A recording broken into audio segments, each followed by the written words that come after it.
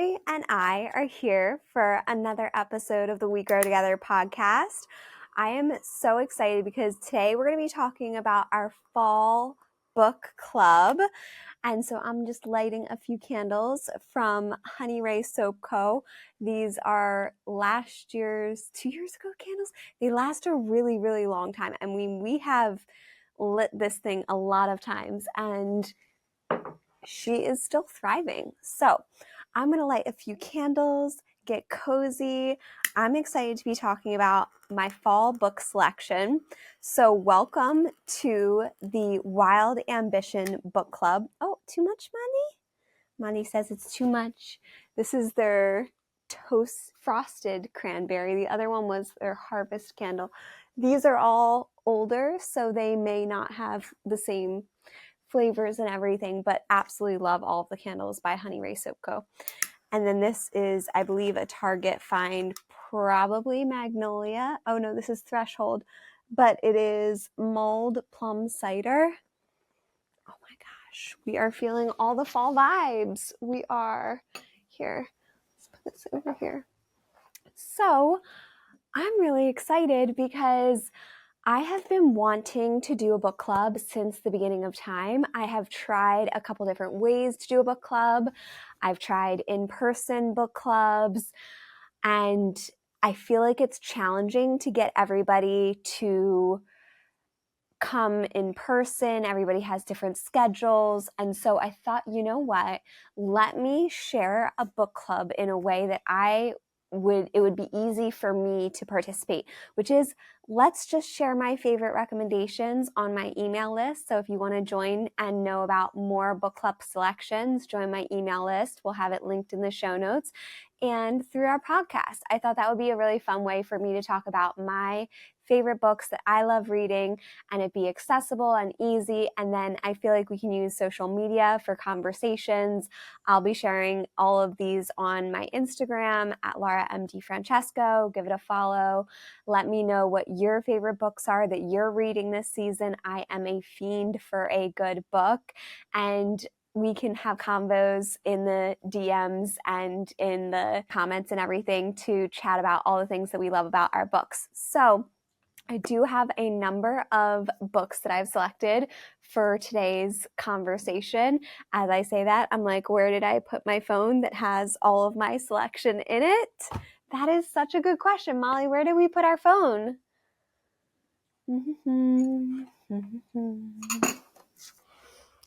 BRB.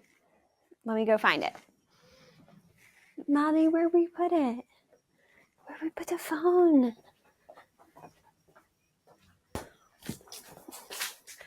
Molly! We're back.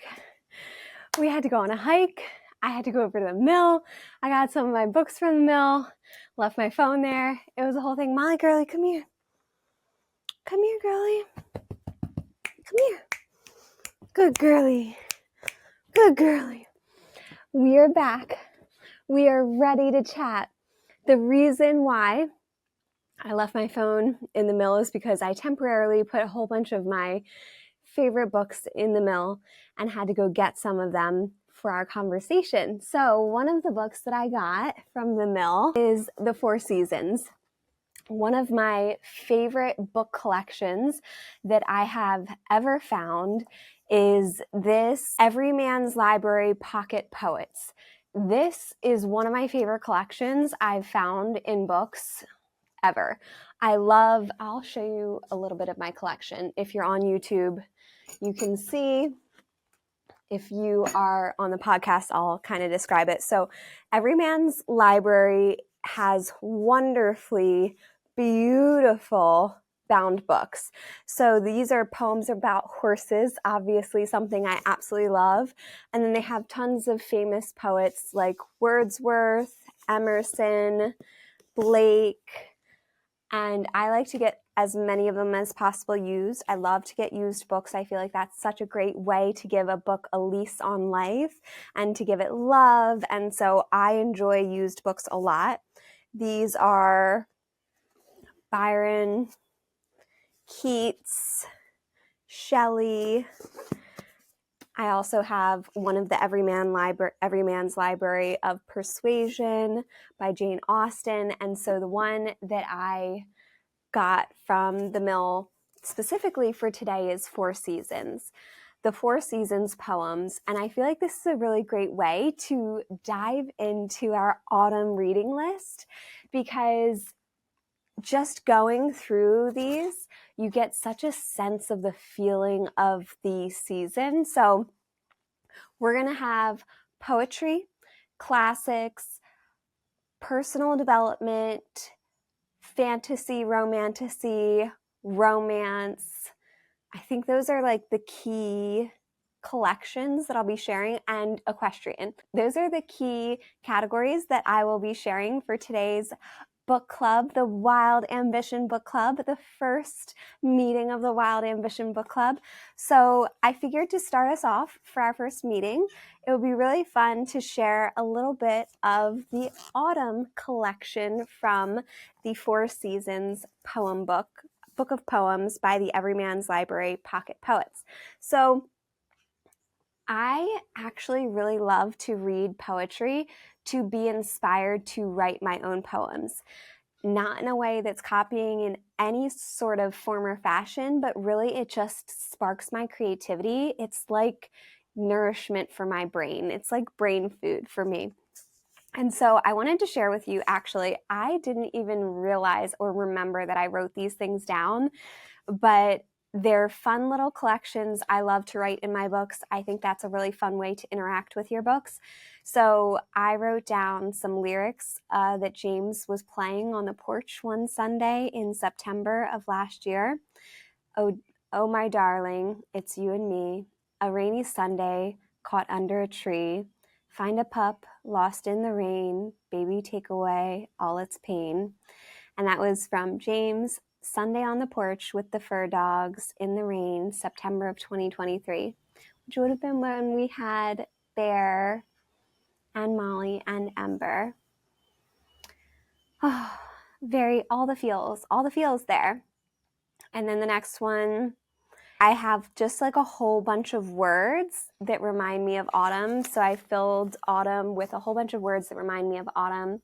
S'mores, sleeping in, riding bareback, rain, solitude, sunsets, your first frost, puddles, autumn, breakfast in bed, fog, leaves, evergreen, the first fire, morning dew, auburn, wood smoke, firewood, noble, chimneys, fall, wiggly butts, burnt sienna, chili, ember, breeze, Cleo, slow, cool breath, 2023, my love, billows, dreary, bare, run, hay, wagging tails, muddy paws, Luca, ride, pumpkin spice lattes, songs and serenades, Gilmore Girls, mums, chai tea, smoke, hiking trails,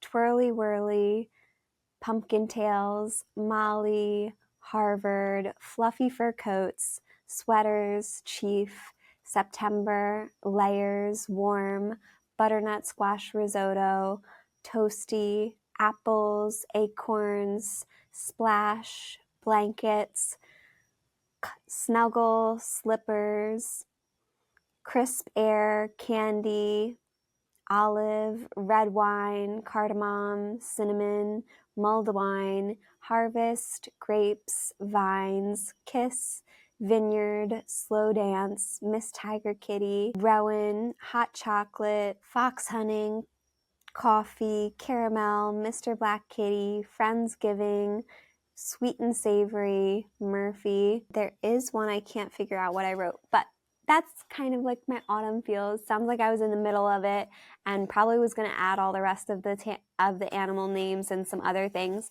I figured I'd share with you a couple of passages that I really enjoyed from autumn. So Emily Bronte wrote Fall Leaves Fall. Fall leaves fall, die flowers away, lengthen night and shorten day. Every leaf speaks bliss to me. fluttering from the autumn tree. I shall smile when wreaths of snow blossom where the rose should grow. I shall sing when nights decay ushers in a drearier day. So much. Oh my gosh, I love that so much. I feel like Emily Bronte gets me. It just gets me. Let's see. There's also another by Amy Lowell in here. Lowell. Autumn. All day I have watched the purple vine leaves fall into the water, and now in the moonlight they still fall, but each leaf is fringed with silver. I feel like I really connect with the imagery and anything connected to nature. So when anything is talking about leaves, vines, moonlight, all the feels. Snow fluttering from an autumn tree, wreaths of snow, just the description, wreaths of snow. How cool is that? Wreaths of snow, not just wreaths and snow, but wreaths of snow. I feel like that really epitomizes what I love in writing, the imagery, something that evokes feelings, something that is new and different, and not just the same words and the same styles that you always hear, but something that is an inspiration that shows you how you can use words and language to evoke feeling. So highly recommend this. All of the books that I recommend are going to be in the show notes so that you can shop them, so you can find them easily. So this is one of my top favorites. I'll also link all of my favorites from the Everyman's Library as well, but the Four Seasons Poems is definitely one of my top favorites.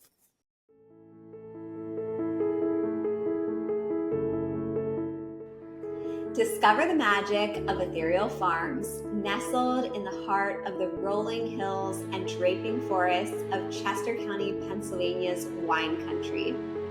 Our luxury accommodations and tranquil landscapes provide the perfect escape from the hustle and bustle of everyday life. Enjoy serene walks among meadows, cozy nights by the fire making s'mores, and unforgettable moments with our friendly farm animals. Plus, it's just next door to our sister farm, Wayvine Winery and Vineyard, where you can enjoy live music, food trucks, and estate-made wines, farm-to-table cocktails, and a curated selection of craft beers. You'll also have access to more than 1,000 acres of hiking. At Ethereal Farms, we believe in the power of nature to inspire and rejuvenate. Plan your getaway today and experience the serenity and charm that only Ethereal Farms can offer.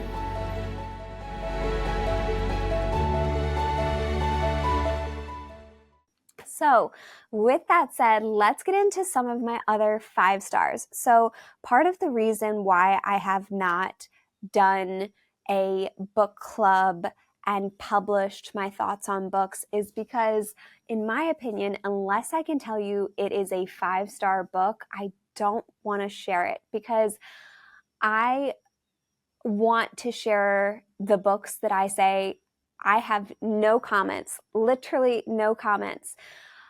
It's hard for me to, as a critical reader, someone who reads so many books and has a really just exacting level that I expect and want in my books, it's hard for me to give a book a 5-star review. But I don't want to use this as a platform to say like, oh, here's what I think about every single book, because I feel like that's an unsolicited opinion. And while I really enjoy hearing everyone else's reviews on books, whether they like it, don't like it, whether it's worth the hype, not worth the hype, I do happily share that with friends. I just don't want to publicly be saying about a certain author, like, this isn't my fave, because I feel like that is not my intention. And I always try to be the person that I want, how I want to be treated in the world. And so if I write a book, while I know people would, and I'm actually in the process of publishing 7 books right now, I know people are going to say, I like this, I don't like this, and I'm okay with that. But I feel like we don't need to have podcasts about the books that I don't like, although I do enjoy hearing them from others. I just don't feel comfortable sharing it. So I don't know what it is here. But basically, this is why it has taken me 2 years to do a book club, because I'm like, I can only say nice things about books. I only want to be the person that says nice things about books. So let me tell you about When the Moon Hatched. It is, oh my goodness, fire. It is fire, like hot fire flames. If you want an engaging, wild, so if you want something that is fantasy, romantasy, and it is just descriptive, engaging, it's going to put you into a whole world that you're going to really like just absorb everything you get of every single character and have so many different characters. It's so good. It is one of the best written books that I have read in a very long time. And there's a couple that are up there on the best written books list that I have more for you in the upcoming book clubs. So be sure to sign up for the newsletter if you want more.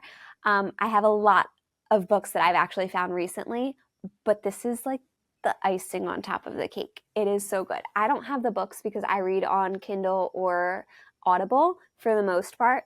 So this is by Sarah A. Parker, When the Moon Hatched. Let me read you the little description because it is so on point. When the Moon Hatched, a novel by Sarah A. Parker. Editor's pick, by the way, on Amazon for best books of the year so far for 2024. So I am not steering you wrong. This is good. So it says, the overnight viral sensation and national bestseller, the best-selling phenomenon When the Moon Hatched, is a fast-paced fantasy romance featuring an immersive, vibrant world with mysterious creatures, a unique magic system, and a love that blazes through the ages. Full stop. 100% yes. That is exactly what it is. So here's the little description of it. The creators did not expect their dragons to sail skyward upon their end, to curl into balls just beyond gravity's grip, littering the sky with tombstones with moons. They certainly did not expect them to fall. As an assassin from the rebellion group, Fleur du Ath, Rave's job is to complete orders. I'm not gonna lie, it is very hard to read with a concussion. I'm trying, and I have never been more tongue-tied in my entire life. Let's start over. Rave's job is to complete orders and never get caught. When a rival bounty hunter turns her world upside down, blood spills, hearts break, and Rave finds herself imprisoned by the Guild of Nobles, a group of powerful fae who turn her into a political statement. Crushed by the loss of his great love, Khan Vagar took the head of a king and donned his metal crown. Now, on a tireless quest to quell the never-ebbing ache in his chest, he is lured by a clue into the capital's high-security prison, where he stumbles upon the imprisoned Rave. Echoes of the past race between them. There's more to their story than meets the eye, but some truths are too poisonous to swallow. It's so good. It's so good. Run, don't walk on this. This is literally one of the best romantasy books that I've ever written. I'm going to give you some tips though. It's not easy. And that's part of the reason why I love it. I don't want to guess every single twist and turn. I want there to be Easter eggs. I want it to be fun. I want it to be something where I am just eating it up and not knowing where the book will turn next. That to me is exciting and something that I love about When the Moon Hatched. So run, don't walk, go get it, enjoy it, but know that the prologue and the definitions. So one of the tips from Flights of Fantasy, love them. If you are really into romantasies, Flights of Fantasy is a fantastic podcast. Absolutely love them. And so one of the recommendations that they had is read the prologue, go read the definitions, and then read the book. I thought that was a great recommendation. I skimmed the definitions, read the prologue, went back to the definitions, and read the book, and then went back to the definitions as I went through the book. You do catch on to it quickly, but I just wanted to let you know because it is a little bit more challenging in terms of she has a creative language, so there's a lot to the world building, but so worth it, so worth the investment, such a good read. So that is my romantasy recommendation for fall. I'm a romantasy girly. I guess most people don't know this. Oh, my turkeys are coming to join me. Hi, babies. I guess most people don't know that I'm a romantasy girly, but if you follow me on Instagram, I do occasionally share the books that I'm reading and my ratings on my stories. So if you want to see more of what I'm reading currently, then be sure to follow me on social media. Now, the next one, let's get into our personal development. So I have a concussion. I am not feeling great, hence why it's really hard for me to read. It's hard for me to type. It's hard for me to read. Why we sleep. I mentioned this in one of my prior episodes on concussions and what I've been going through, and it reminded me of one of my favorite books of all time, which is Why We Sleep by Matthew Walker. Hi, turkeys. And it is Why We Sleep, Unlocking the Power of Sleep and Dreams. I chronically was not getting sleep of my entire life, basically. Growing up, I would go to bed at 2 a.m., wake up at 6 a.m., and then on the weekend sleep 12 to 14 hours in the night. My turkeys, hi babies. You want to see the turkeys? Hi turkeys. Say hi. Hi babies. And then when I went to Big Law, I was working 12 to 19-hour days, getting sometimes 2 to 4 hours of sleep for days on end. So I am telling you, I was chronically not getting sleep and did not understand the function of sleep. You read articles at that point. This was a long time ago, right? I think people know a lot more now, but at that time, there were articles like, I sleep 5 hours a day by, celebrities and CEOs and everything. I think people understand now a lot more about the importance of sleep, but read this if you want to really understand things because it goes deep into the brain function, and the importance of sleep. And so obviously now that I have a concussion, I'm getting way more sleep. Well, I've been a reformed sleep person. I have been getting sleep for many years, but I am getting like 10 to 12 hours of sleep right now at night because I have a brain injury and I'm trying to heal the brain injury. So this is I don't even know. Is it worth it, me trying to read because I basically can't, or should we try not? Everything's going to be linked in the show notes below. The first sleep book by a leading scientific expert, Professor Matthew Walker, director of UC Berkeley's Sleep and Neuroimaging Lab, reveals his groundbreaking exploration of sleep, explaining how we can harness its transformative power to change our lives for the better. Sleep is one of the most important but least understood aspects of our life, wellness, and longevity. Until very recently, science has had no answer to the question why we sleep, or what good it served, or why we suffer such devastating health consequences when we don't sleep. Compared to the basic other drives of life, eating, drinking, and reproducing, the purpose of sleep has remained elusive. I really am skirting along words to make it make sense. But an explosion of scientific discoveries in the last 20 years has shed new light on this fundamental aspect of our lives. Now, preeminent neuroscientist and sleep expert Matthew Walker gives us a new understanding of the vital importance of sleep and dreaming. Among so many other things within the brain, sleep enriches our ability to learn, memorize, and make logical decisions. It recalibrates our emotions, restocks our immune system, fine-tunes our metabolism, and regulates our appetite. Dreaming mollifies painful memories and creates a virtual reality space in which the brain melds the past, present, knowledge to inspire creativity. Walker answers important questions about sleep. How do caffeine and alcohol affect sleep? What really happens during REM sleep? Why do our sleep patterns change across a lifetime? How do common sleep aids affect us? And how can they do long-term damage? Charting cutting-edge scientific breakthroughs and synthesizing decades of research and clinical practice, Walker explains how we can harness sleep to improve learning, mood, and energy levels, regulate hormones, prevent cancer, Alzheimer's, and diabetes, slow the effects of aging, increase longevity, enhance the education and lifespan of our children, and boost the efficiency, success, and productivity of our businesses. Clear-eyed, fascinating, and immensely accessible, Why We Sleep is the crucial account on sleep that will forever change listeners' minds on the subject. Absolutely. This is, if you had to read one self-help book, one personal development book in your entire life, read this. Why We Sleep by Matthew Walker.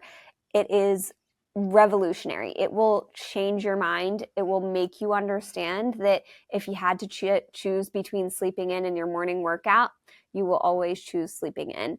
I think it's really important to understand the impacts and need for sleep because it is so, so important to our bodies. Obviously, that little synopsis is going to give you quite a bit itself. So basically, that's the point of the story. But read the book, listen to the book. I listen to the audio to really understand the nuances of it. So let's go into romance. I feel like it's really fun to have palate cleansers after you read books like nonfiction books or something like that. And just so you know, I am always reading multiple books, and that's part of the reason why I wanted to have multiple types of genres on my reading list, because I am always constantly reading multiple different types of books. And to me, that's part of just like, how am I feeling in this moment? Am I feeling a romance? Am I feeling like I want to learn? Am I feeling like I want just a escapism? What am I feeling? And that's kind of what I do. I don't read a book start to finish and then read another book start to finish. I typically have 7 or 8 books that I'm cycling through depending on my mood. And so that, I think that's also part of the reason why it's really easy for me to be a consistent reader, because I have so many different books that I'm just cycling through: nonfiction, business, personal development, romantasy, romance, fantasy, equestrian, all the things. So I'm really getting just a taste and flavor for what I'm feeling at the moment. And I think that that's really helped me with consistency. So let's go into a little romance. So I love a sports romance. I think they're really fun, lighthearted, palate cleanser. I do think that if you read too many sports romances or modern romances or romantasies, you can easily get into a cycle where it's repetitive, it's easy to guess. So to me, these are palate cleansers. I'll read usually one because I need some just easy reading that I know is going to feel good and make me enjoy it. And I'll usually read one and then I'll read the whole entire series and then I'll be like, okay, I can't do anymore. So I'll usually tap out after a whole entire series. So I do really like to read authors that have multiple books in a series already, just because I do love to binge a good series. And I tend to also hear about things after I feel like they've already written a couple books. So one of my favorite sports romances is Megan Quinn's Agitator series. Now, there's 5 books currently in the Agitator series. I'm sure that there will be more books in the Agitator series. I really love Megan Quinn as a writer. I think she's funny. She has a great sense of humor, great pacing, great character development, great banter, found family. It's just really easy, fun reads. And so if you've got a stressful day, that's kind of like your go-to, is something light and easy to balance things out. So I really love the Agitator series. They're really fun. They're spicy. They all have a different flavor. I think that it depends on what your flavor is, what your favorites are going to be in the series. For me, I think I started on book 3, which is Right Man. Let me see. Yeah. Number 3 is Right Man, Right Time by Megan Quinn. That was the first book that I started on. And then I went back and read, I think, 1 and 2. And then I read 4. And then I read 5. To me, my favorites are in this order: 4, 3, 5, or 1, and then 2. So 2 isn't my cup of tea. And this is no knock on the story or the author or anything like this, but it's just not my cup of tea because it has pregnancy in it. And that's just not my part of life that I'm in or what I want to read. In romance, I think everybody's up to what they want. I really think that number 4 is probably my favorite, and then number 3. So let me read you number 4. He's Not My Type by Megan Quinn. I don't think that you have to read these in a certain order. I'm sure they might make slightly more sense in a certain order, but if you wanted to read 3, 4, 4, 3, I think you'd be fine. 3, 4, 5, 1, 2, whatever you want to do. So He's Not My Type, Agitator series, book 4 is Word to the Wise, never become roommates with the girl you've been pining over for the better part of a year. You're probably wondering why I would do such a thing. Well, I didn't. It was my teammates. The moment they found out Blakely was single, they took it upon themselves to play Cupid and instruct me on how I should win her over. Don't wear a shirt around her, make her dinner, lightly touch her shoulder when you say goodbye. I'm so flustered, so overwhelmed, so madly in love with this woman who barely notices me that I lose control of the situation and make one huge mistake. I offer to be her fake date for a wedding so she can make her ex jealous. That means for one whole night, I get a free pass with her. I get to hold her, dance with her, kiss her, stare at her from across the room like she's my entire world because she has been for months now. But when the night comes to an end, I'm faced with 2 options: bring her back to my bedroom and show her how I really feel, or let her walk away, succumbing to the fact that I very well might not be her type. So I really liked that book. I think you would enjoy, even though book 4 was my favorite, I think you'd really enjoy book 4 after you knew the characters. So don't start with book 4. Let that be your cherry on top. This is book 3. This is Right Man, Right Time. This is where I started. I don't read it. I love that I don't read books in order. Running into your ex is never ideal. Running into your ex who is now dating your nemesis is a literal nightmare. That's how I found myself in a sheer panic, reaching for the closest guy at the bar and kissing him. And to my delight, he is easily the most attractive man I've ever seen. The only problem is when I tried to walk away after thanking him for his help, he stopped me with 3 life-changing words: "You owe me." That's how I found myself a college girl in a fake relationship with a professional hockey player 10 years older than me. At first it was easy. He helped me with my internship. I helped keep his ex away from him. We were becoming fast friends. It wasn't until he started staying the night at my dorm did the rules of our arrangement become complicated. Now my feelings are involved, and even though I kissed the right man at the right time, I'm worried he's just waiting for the clock to run out. So really fun, lighthearted.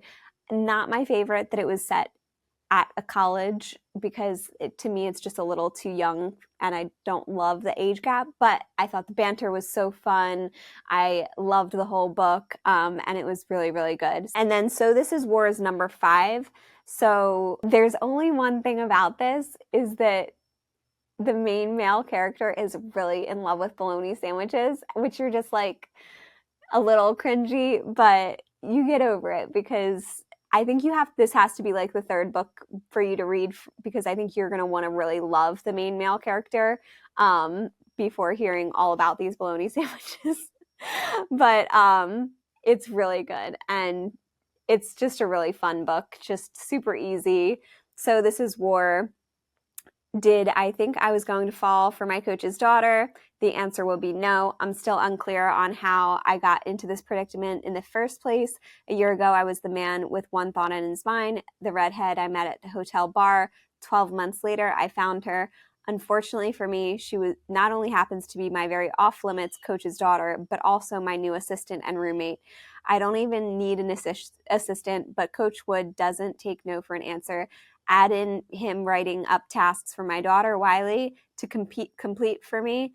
Well, it's his own form of sweet torture. We are talking tasks that I would never ask her to do, tasks that make her despise me, hate me, that make her utter 4 words that cause a shiver to crawl up my spine. Posey, This Is War. So again, fun, lighthearted. I feel like the whole series is just really lighthearted and fun because it is found family, banter, just hilarious comedy, relaxing, nothing serious. So I think that's why it's super enjoyable as a sports romance, one of my favorite sports romances.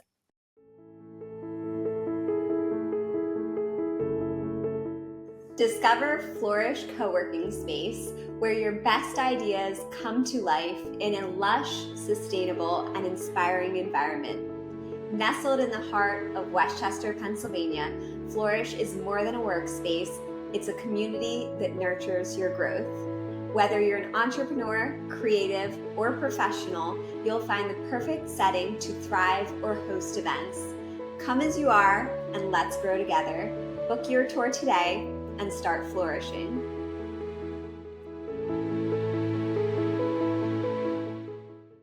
That takes us into, let's go into Equestrian. We're going to go just a right straight left from the sports romance department and take you into Equestrian, you know? So In the Middle Are the Horsemen by Tick Maynard is one of my favorite equestrian books that I've read. I love it so much. He's such a great storyteller. It's so interesting. Everything that he's done in his career, how he's learned about horses, thinks about horses. I think whether or not you love horses or animals generally, or just want to have like an interesting sports type of fiction, it's really good. So In the Middle Are the Horsemen by Tick Maynard. And it says, in 2008, 26-year-old Tick Maynard faced a crossroads not unlike that of other young adults. A university graduate and modern pentathlete, he suffered both a career-ending injury and a painful breakup, leaving him suddenly adrift. The son of prominent Canadian equestrians, Maynard decided to spend the next year as a working student. In the horse industry, working students aspire to become professional riders or trainers and willingly trade labor for hands-on education. Here, Maynard chronicles his experiences, good and bad, and we follow along as 1 year becomes 3. What began as a casual adventure gradually transforms, and a life's purpose comes sharply into focus. Over time, Maynard evolved under the critical eyes of Olympians, medal winners, and world-renowned figures in the horse world, including Anne Kursinski, Johan Hinneman, Ingrid Klimke, David and Karen O'Connor, Bruce Logan, and Ian Millar. He was ignored, degraded, encouraged, and praised. He was hired and fired, told he had the wrong body type to ride, and that he found his destiny. He got married and lost loved ones. Through it all, he studied the horse and human nature and how the two can find balance, and in that journey, he may have found himself. It was so good. I loved all of the stories. I thought it was encouraging and inspiring how honest he was with his journey. It was so helpful to see the ups and downs of someone's journey who's come so far.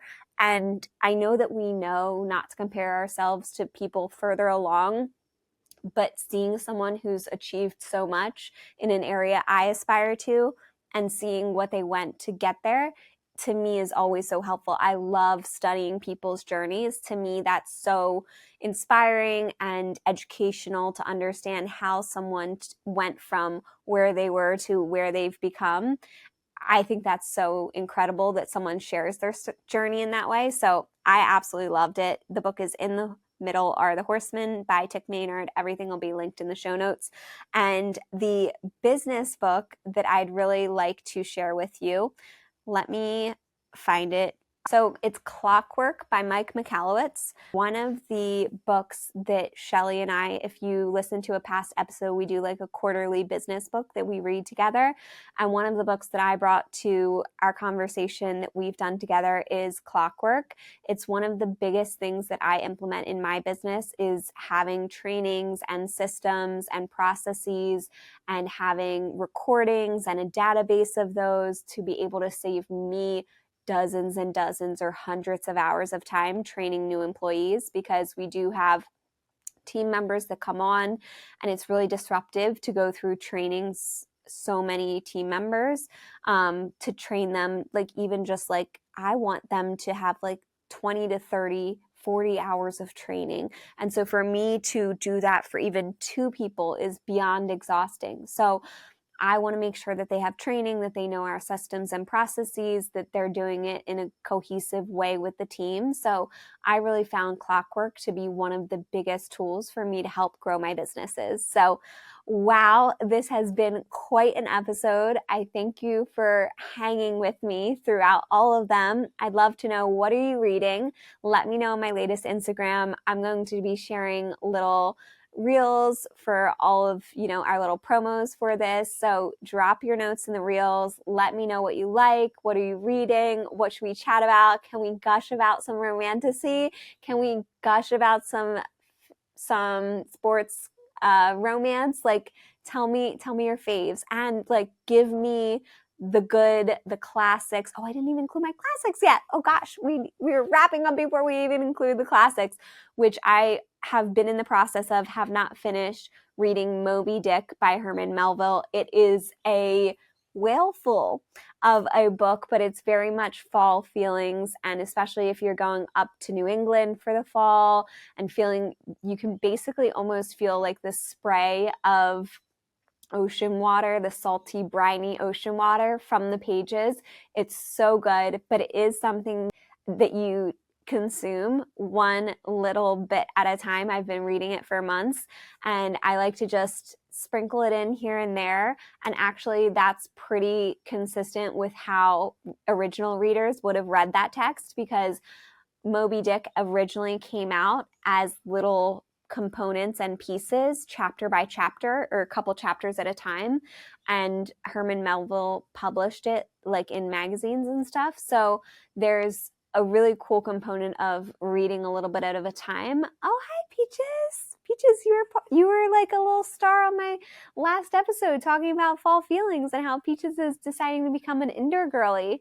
So Herman Melville wrote it to be digested little by little. And so when you're reading it little by little, I think it's really nice that it has that consistency of how it was originally meant to be read and enjoyed. And now you get to read. It is a tomb of a book, hence why I am still in the middle of reading it. I think I'm like 60% of the way through. I typically only include ones that I've finished, but I have a hard time finding classical books that I would give 5 stars to.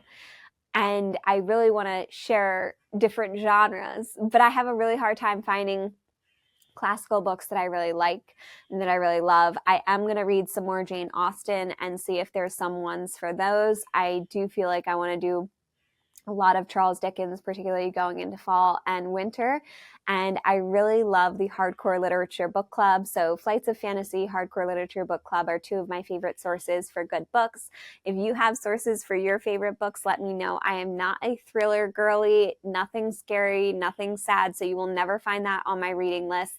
We are a happy ending. Oh gosh, I hope that Herman Melville and Moby Dick have a happy ending. Given that I haven't finished it yet, but we are happy ending girlies over here, and that's the kind of life that we want to live. So I hope that you've enjoyed this episode of the We Grow Together podcast. Be sure to subscribe to my newsletter for more about our book club, our Wild Ambition book club. If you want episodes on every book, if you want a different type of method that we do the book club, let me know. I'm all ears. I want to know what you want to hear about. What do you want more of? Let me know. Be sure to share with your friends and give us a 5-star review. I can't wait to see you in the next episode. Thank you so much. Bye.